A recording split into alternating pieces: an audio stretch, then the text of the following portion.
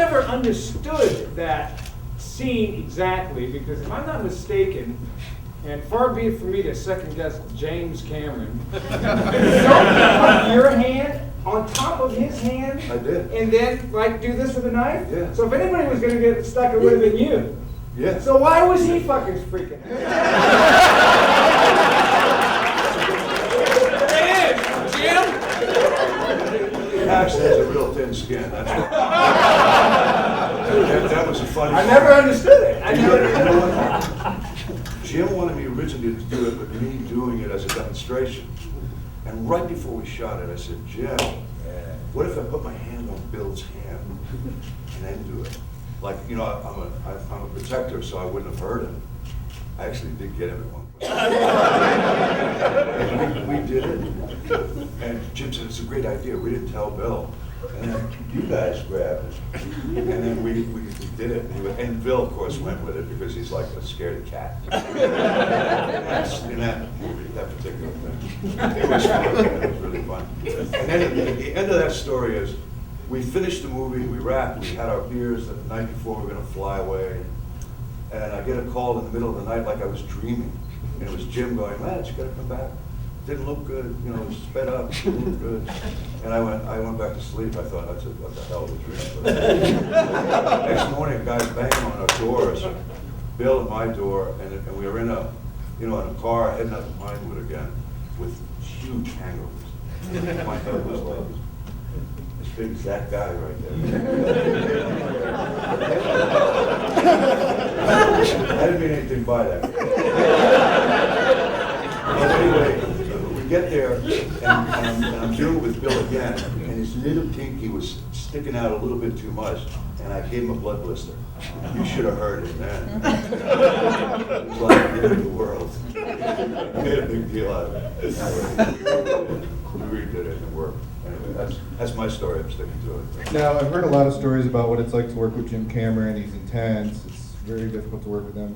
But three of you have worked with him many times. What? So can you talk about what it's like to work with Jim Cameron? Like, you know, the real story? Yeah, so that's like, we're celebrating, and you're talking about how hard he is. No, I've heard Michael talk about it too, that people come up to him and say, I'll tell you it's really a hard great to work." story. Actually, you know, all the stuff you hear, Jim being too difficult to work with, actually, look, he's kind of a genius, to be honest.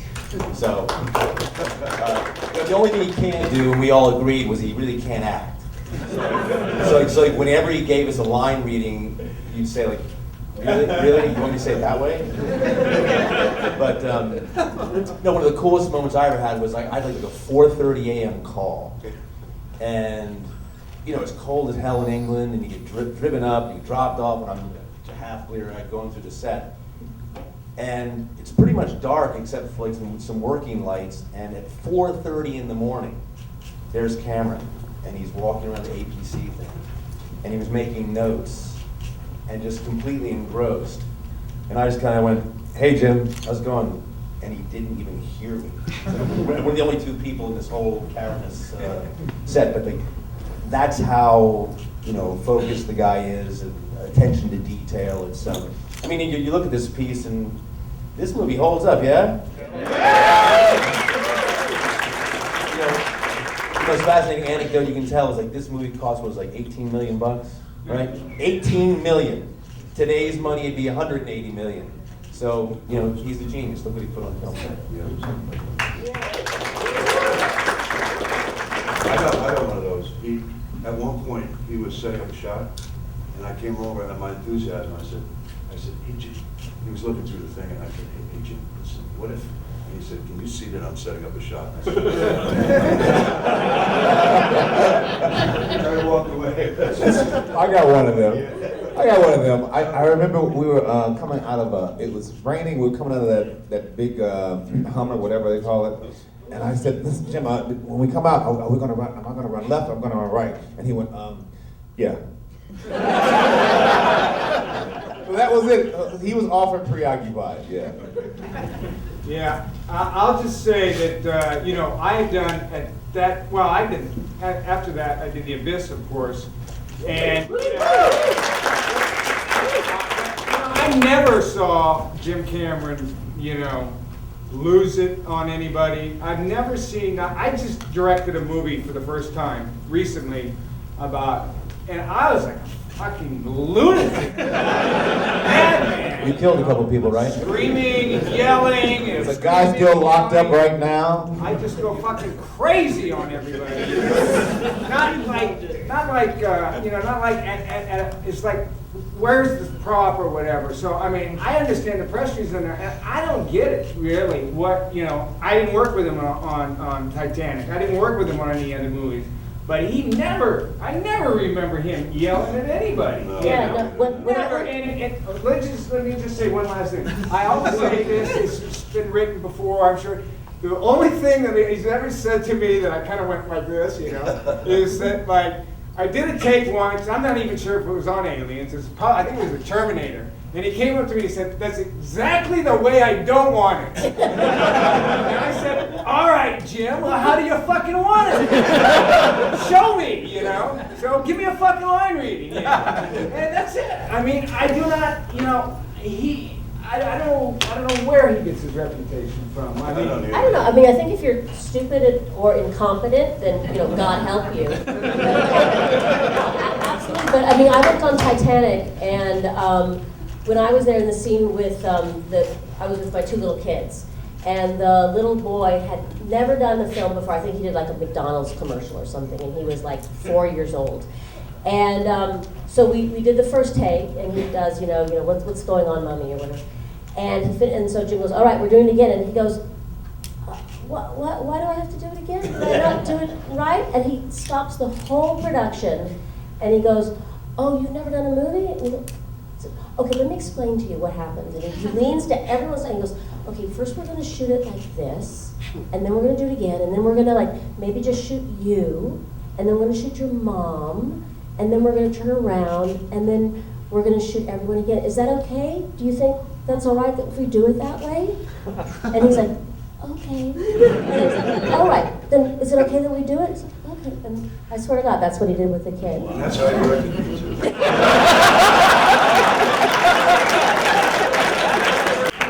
Every time somebody asks about Jim being a tough guy to work for, I always think, what spirit are you asking that in? You know what I mean? Because, and why would you ask that?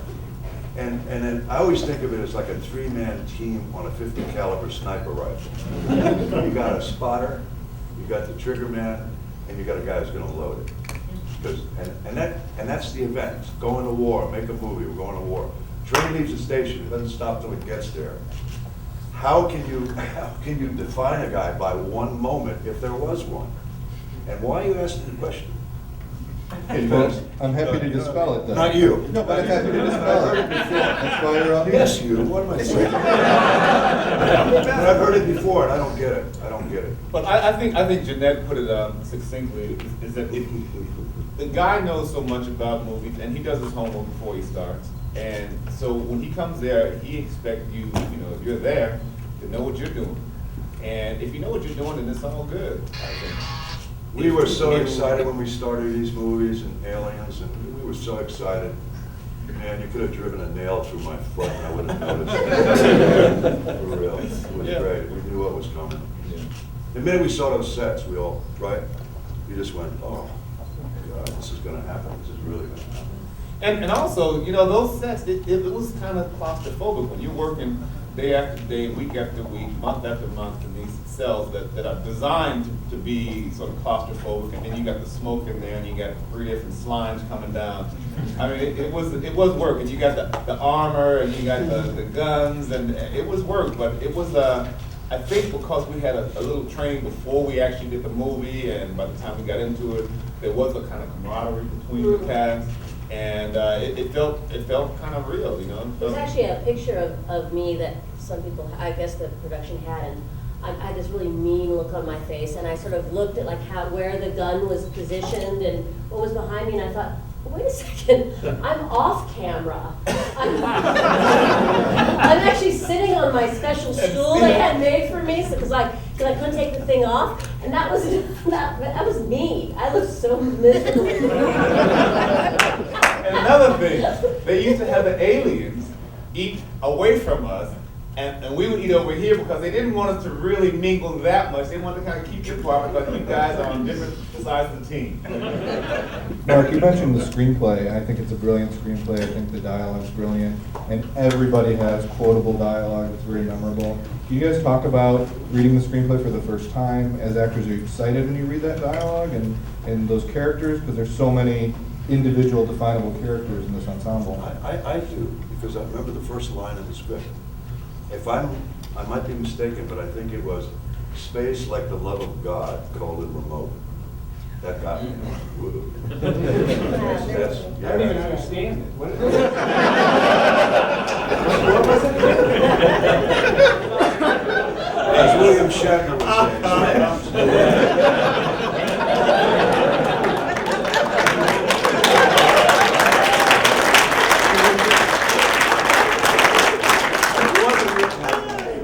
Space like the love of God, cold and remote. Oh, okay. I got it. It took me twice. All right. Too long, All right. yeah. I'm getting old. I stretched the line out too much. Michael doesn't read stage description. No, but that's all, his scripts are all stage description. I mean, Oh, great, it's man. very small in dialogue, and so it's, there's a lot of stage description, right? Yeah, Yeah. it's really.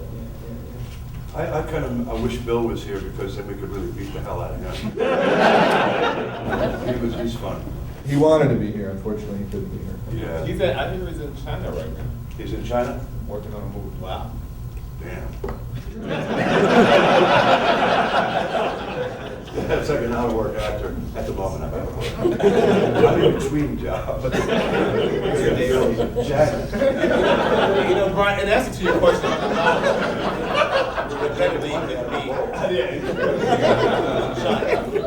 Michael said that was no excuse. Hey, well, that's cool. He's in China. That means we can dog him.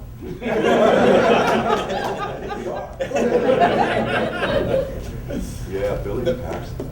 But I was saying about the dialogue, it was interesting because some of the lines I've read in there, and I was thinking, how are we going to make this work? I was thinking, like one line I thought was not funny at all.